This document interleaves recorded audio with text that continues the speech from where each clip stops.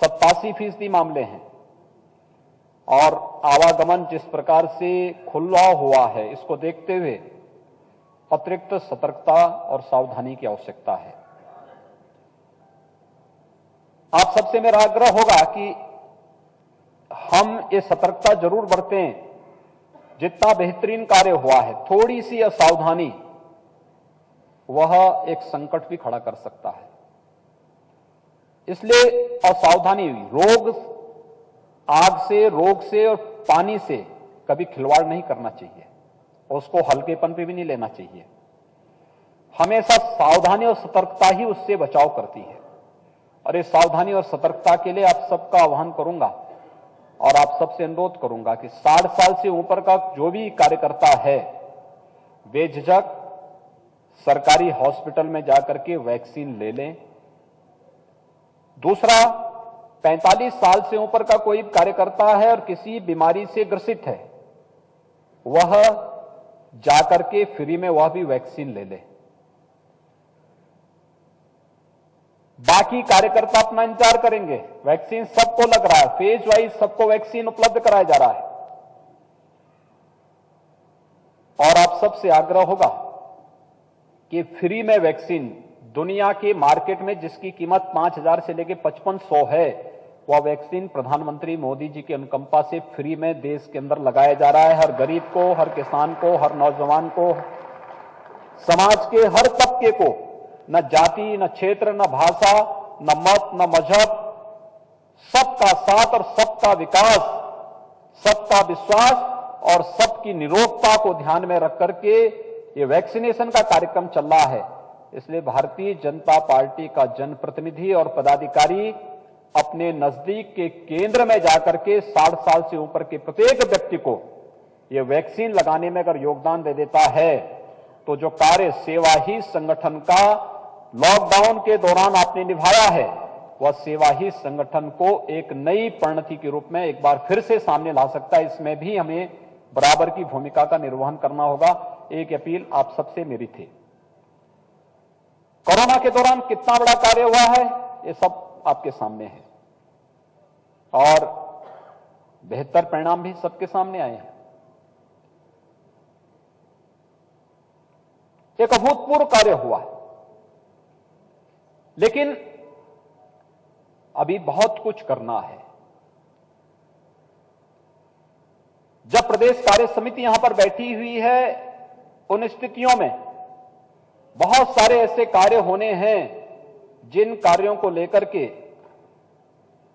अभी प्रदेश की छवि को वैश्विक मंच पर स्थापित करने की दिशा में जो बहुत मजबूती से प्रदेश को एक नई दिशा में ले जा सकते हैं। आप में से जितने भी लोग होंगे सार्वजनिक जीवन में कार्य करते रहे हैं। उत्तर प्रदेश के अलावा देश के अंदर या दुनिया के अंदर तमाम जगहों पर आपको जाने का अवसर प्राप्त हुआ होगा। ईमानदारी के साथ सोचिए, 4 वर्ष पहले जब आप उत्तर प्रदेश के बाहर जाते थे, उत्तर प्रदेश के बारे में जनता की, दूसरे राज्यों की, दूसरे देशों की क्या राय बनती थी। और आज 4 वर्ष के बाद जब आप उत्तर प्रदेश के अंदर अपनी सरकार के कार्य को देखते होंगे और तब कहीं जाते होंगे, तब जनता की और अन्य राज्यों की क्या राय प्रदेश के बारे में है, यह भी आपके सामने होगा। ये परसेप्शन है। जैसा आप भूमिका तैयार करेंगे, जिस प्रकार की भूमिका तैयार करेंगे, जिस प्रकार की कार्य योजना बनाएंगे, जिस प्रकार के कार्यक्रमों को करेंगे, उस प्रकार की राय बनेगी। 4 वर्ष के अंदर कोई दंगा न होना, ये भारतीय जनता पार्टी सरकार की अपनी एक उपलब्धि है। प्रदेश के अंदर सरकार उस कार्यक्रम को आगे बढ़ाई, लेकिन उसकी ताकत कहां से पैदा होती है? आप जैसे कार्यकर्ताओं से ताकत पैदा होती है कि नहीं, दंगा नहीं होने देना है, किसी भी स्थिति में अव्यवस्था नहीं फैलने देना है, राजनीति का अपराधीकरण नहीं होने देना है और गुंडागिरी के साथ सख्ती से निपटना है। जीरो टॉलरेंस की नीति जो पार्टी की थी, और जीरो टॉलरेंस की नीति ने आज परिणाम दिया है। जो गुंडे सत्ता का सरपरस्त बनकर के सत्ता का संचालन करते थे, आज आप देख रहे होंगे दूसरे राज्यों में जाकर के अपनी जान की भीख मांग करके वहां मुंह छुपाई छिप बैठे हुए हैं। ये सत्ता की धमक है और ये धमक केवल भारतीय जनता पार्टी दे सकती है, कोई और नहीं दे सकता है। और ये पहचान है दुनिया के अंदर, यही लोगों के सामने जा रहा है कि भारतीय जनता पार्टी ने जिस स्वच्छता, जिस पारदर्शिता और जिस जीरो टॉलरेंस की बात की थी, वो जीरो टॉलरेंस हर एक फील्ड में देखने को मिल रहा है। आज तो हर एक स्तर पर ये चेंज दिखना चाहिए। और इसका प्रभाव किस स्तर पर पड़ा है, प्रभाव किस रूप में चेंज होता है। आपने प्रधानमंत्री जी के मुंह से दो शब्द अक्सर सुने होंगे। जब भी एक बड़े फोरम में प्रधानमंत्री जी रहते हैं, ईज ऑफ डूइंग बिजनेस का, व्यवसाय की सुगमता। 2016-17 में उत्तर प्रदेश कहां था? 14वें नंबर पर। यानी अगर किसी देश और दुनिया के किसी निवेशक को प्रदेश के अंदर निवेश करना होता था या देश के अंदर कहीं निवेश करना होता था तो उत्तर प्रदेश का नंबर कहां आता था? 14वें नंबर पर। क्या 14वें नंबर पर कोई निवेश करेगा या पहले 3 पर करेगा? पहले 3 प्रायोरिटी होती है किसी भी निवेशक की। 16-17 में उत्तर प्रदेश कहां था? 16वें नंबर पर, 14वें नंबर पर। और आज कहां है? नंबर 2। ये किसके बल पर? आप जैसे कार्यकर्ताओं के बल पर। मंत्रिपरिषद की टीम है, मंत्रिपरिषद की टीम के निर्णयों को नौकरशाही लागू करती है, लेकिन ताकत कहां से प्राप्त होती है? इस टीम से प्राप्त होती है। जो टीम उसको मजबूती के साथ आगे बढ़ाने का कार्य करती है, जिसके बल पर सरकार लड़ती है, काम करती है, निचले स्तर तक अपनी बात को पहुंचाती है।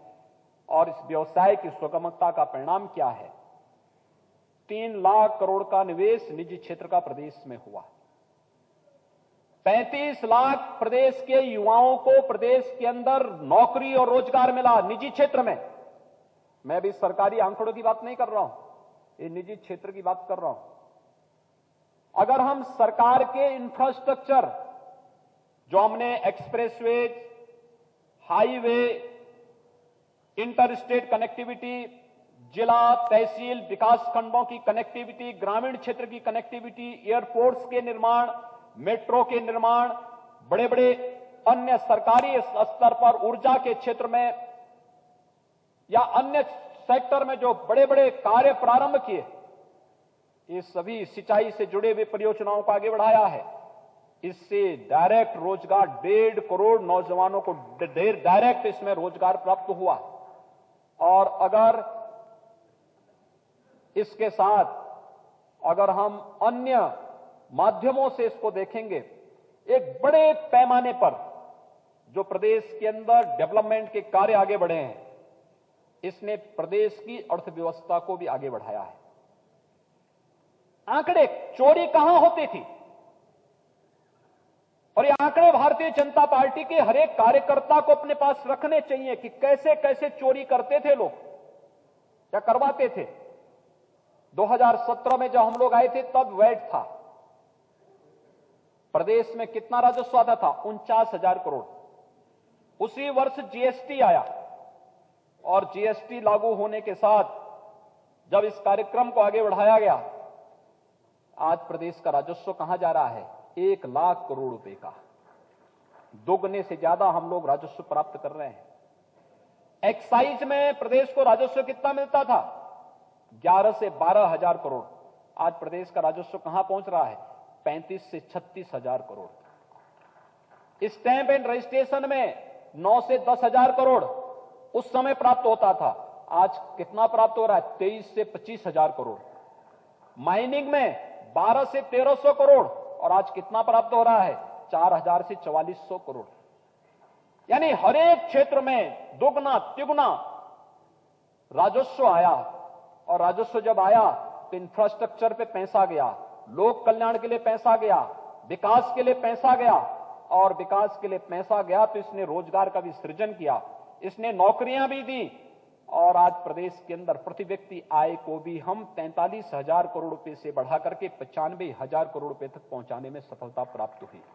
ये है प्रदेश की का ओवरऑल जो पिक्चर है, जो पिछले 4 वर्ष के दौरान देने में सफलता प्राप्त हुई। ये एक उपलब्धि है भारतीय जनता पार्टी के कार्यकर्ताओं को, जो जनता के सामने उसने वायदे किए थे किसी भी क्षेत्र में। आज भारतीय जनता पार्टी का हर कार्यकर्ता इस बात को कह सकता है कि हमने केवल भाषण नहीं दिए, हमने केवल लोक कल्याण संकल्प पत्र के माध्यम से केवल जनता के सामने घोषणाएं नहीं की, बल्कि हमने उसे हकीकत में बदलने का कार्य भी किया। और हकीकत में बदलने का कार्य क्या है? 4 लाख नियुक्तियां हो जाती हैं और 4 लाख नियुक्तियों में कहीं कोई भ्रष्टाचार की शिकायत नहीं, कहीं कोई भेदभाव की शिकायत नहीं, न जाति, न मत, न मजहब, न क्षेत्र, न भाषा, न कोई अन्य वाद। 4 लाख यूपी का नौजवान प्रदेश के अंदर ही नौकरी पर, सरकारी नौकरी पा जाए, यह अपने आप में शासन की वह कार्य पद्धति थी जिसके बारे में भारतीय जनता पार्टी ने कहा था चुनाव घोषणा पत्र के समय। जिन मुद्दों को लेकर के भारतीय जनता पार्टी आगे बढ़ी थी और जो बातें उस समय भारतीय जनता पार्टी ने 2017 के पहले विधानसभा चुनाव के समय कही थी, आज जब भारतीय जनता पार्टी उन मुद्दों पर एक एक करके आगे बढ़ती जा रही है। हमने कहा कि हम प्रदेश के अंदर जीरो टॉलरेंस की नीति के साथ काम करेंगे, हमने वो करके दिखाया। हमने कहा कि अयोध्या में राम जन्मभूमि के भव्य मंदिर निर्माण के लिए जो भी आवश्यक होगा उस प्रकार की व्यवस्था करेंगे, संवैधानिक दायरे में रहकर के इस समस्या का समाधान करेंगे। आज कोरोना कालखंड में 5 अगस्त 2020 को आदरणीय प्रधानमंत्री जी के कर कमलों से अयोध्या में भगवान राम का भव्य मंदिर के निर्माण का कार्य भी आगे बढ़ा। ये सभी कार्य प्रदेश के अंदर चले हुए वे कार्य हैं जो हमने जो कहा वह करके दिखाया है और लगातार उन चीजों को लेकर के हम कार्य कर रहे हैं। भाइयों बहनों, यही वे कार्य हैं जो प्रदेश के अंदर भारतीय जनता पार्टी की छवि को देश और दुनिया के सामने प्रस्तुत करते हैं। स्वाभाविक रूप से आप कार्य करेंगे तो कहीं ना कहीं विरोध में प्रतिक्रिया तो होगी, ये तो हर व्यक्ति को तैयार रहना होगा। विपक्ष भी कैसे चुपचाप बैठेगा? विरोधी चुपचाप क्यों बैठेगा? विरोधी को कुछ ना कुछ तो इसमें बोलना है, कुछ ना कुछ करना है।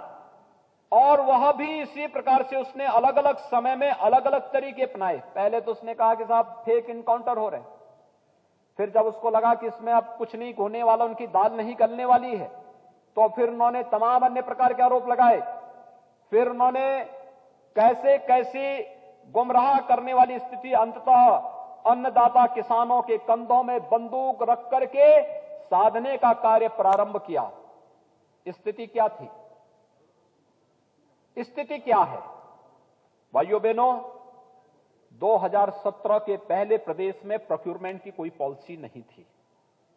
किसान का धान, किसान का गेहूं, किसान का गन्ना, किसान का दलहन, किसान का तिलहन, कोई भी सरकारी क्षेत्र में खरीदारी नहीं होती थी। एमएसपी घोषित होने के बाद भी प्रदेश के अंदर वो लागू नहीं होती थी। एमएसपी का मतलब केवल घोषणा नहीं होती है। एमएसपी का मतलब उसके अनुसार सरकारी क्रय केंद्र स्थापित हों, और सरकारी क्रय केंद्र जब स्थापित होंगे तब मार्केट में प्रतिस्पर्धा खड़ी होगी। लेकिन 2017 के पहले इस प्रकार की कोई व्यवस्था नहीं थी। 17 के पहले के आंकड़े आप उठा करके देखेंगे, 5 लाख, 7 लाख और एक वर्ष 16 लाख मीट्रिक टन का क्रय केवल प्रदेश सरकार ने किया था। और आज